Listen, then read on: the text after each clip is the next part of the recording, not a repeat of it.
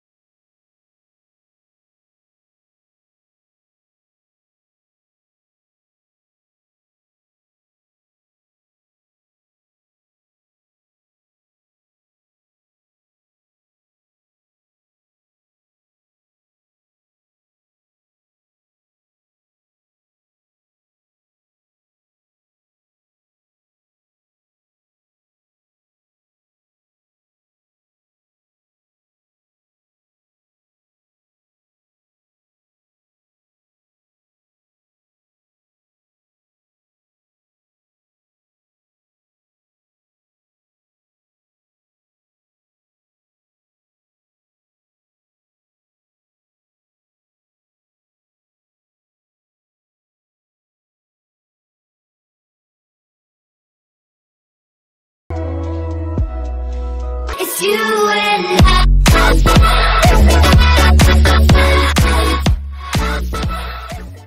এখন যাচ্ছি বাংলাদেশ ইন্ডিয়া বর্ডারে। সেখানে কিছু সময় দেওয়ার পর ঢাকার উদ্দেশ্যে রওনা দেব। এখানকার দোকানদার রুবেল ভাইয়ের কথা না বললেই নয়।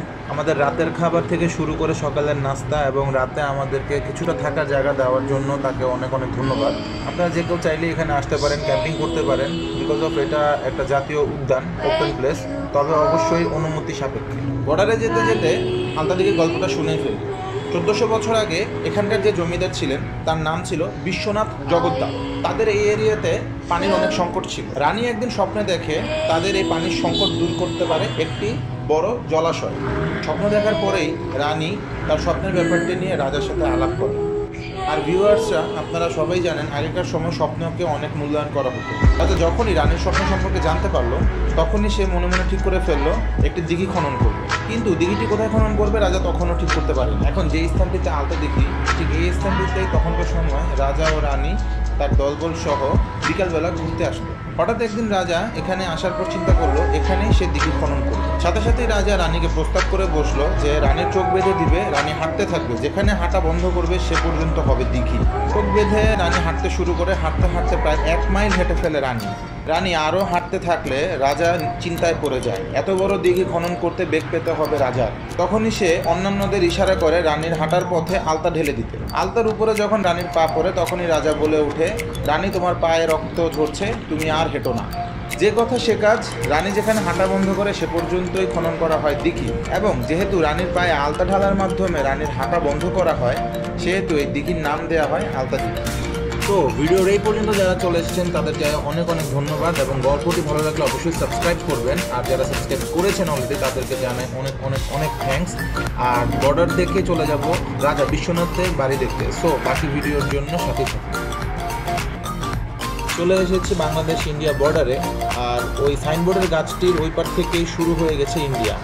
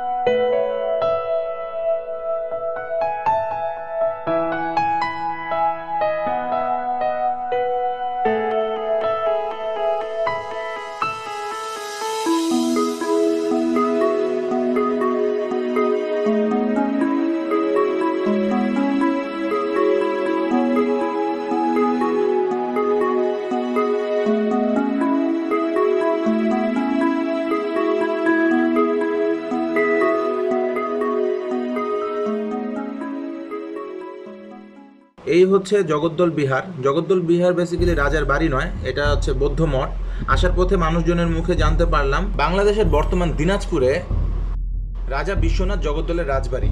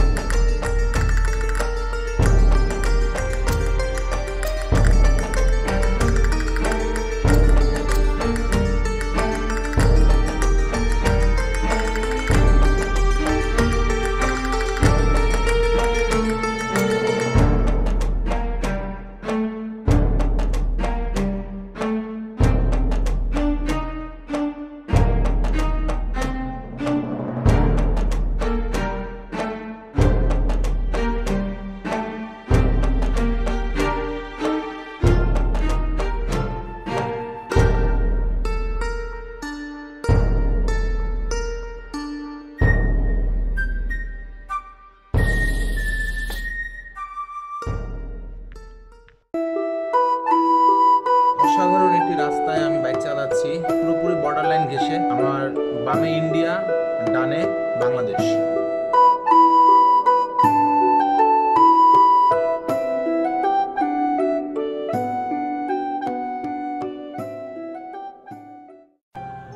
যাওয়ার পথে হঠাৎ গ্রামের ভিতর চোখে পড়ে একটি পুরনো ক্যাথলিক চার্চ। হঠাৎ করেই পিছন থেকে রবি দাদা ডেকে উঠে বলে, চলুন এই ক্যাথলিক চার্চের ভিতরে যাই। বাহির থেকে ক্যাথলিক চার্চটি দেখলে আপনাকে ভিতরে যেতে বাধ্য করবে। তাই আর কথা না বাড়িয়েই ঢুকে পড়লাম চার্চের মাঠে। চলুন তাহলে একসাথে চার্চের সৌন্দর্য উপভোগ করা যাক।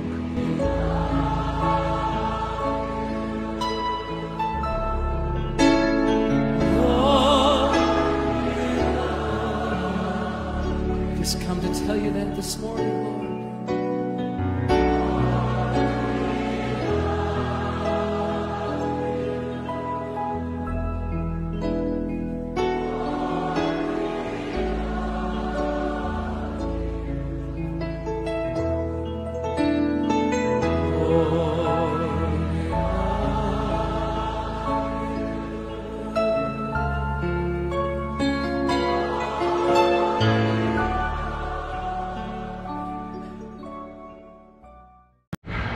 চার্চ থেকে বেরিয়েই তেমন কোথাও না দাঁড়িয়ে সোজা চলে যায় জয়পুরহাট।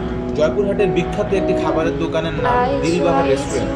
তাই আজ ভেবে নিলাম দিলবাহার রেস্টুরেন্টেই আমাদের দুপুরের খাবার সেরে নিব। খাবার শেষে আমরা বেরিয়ে পড়ি ঢাকার উদ্দেশ্যে। অল্প কিছু চায়ের বিরতির মাধ্যমে আমরা পৌঁছে যাই ঢাকা। টোটাল 260 কিলো রাইড করে নওগাঁ থেকে ঢাকা আসতে। আজকের ভিডিওটি এখানেই শেষ করব। আসসালামু আলাইকুম সবাইকে। আর যদি আমার ভিডিওটি ভালো লেগে থাকে তাহলে অবশ্যই আমার চ্যানেলটি সাবস্ক্রাইব করুন। ভিডিও ডেসক্রিপশনে আগের পর্বের লিংক দেওয়া থাকবে, চাইলে দেখে নিতে পারেন আগের পর্বটিও। ভিডিওতে আমার যে কোনো ভুল ত্রুটি ক্ষমা সুন্দর দৃষ্টিতে দেখবেন আশা করি। অলরেডি আমার চ্যানেলটি সাবস্ক্রাইব করেছেন তাদেরকে জানাই অনেক অনেক অনেক ধন্যবাদ। নেক্সট ভিডিওর আমন্ত্রণ জানিয়ে শেষ করব এখানেই। সবাই ভালো থাকবেন, সুস্থ থাকবেন, সেফলি বাইক রাইড করবেন, অবশ্যই হেলমেট ইউজ করবেন। আসসালামু আলাইকুম। Till then take care.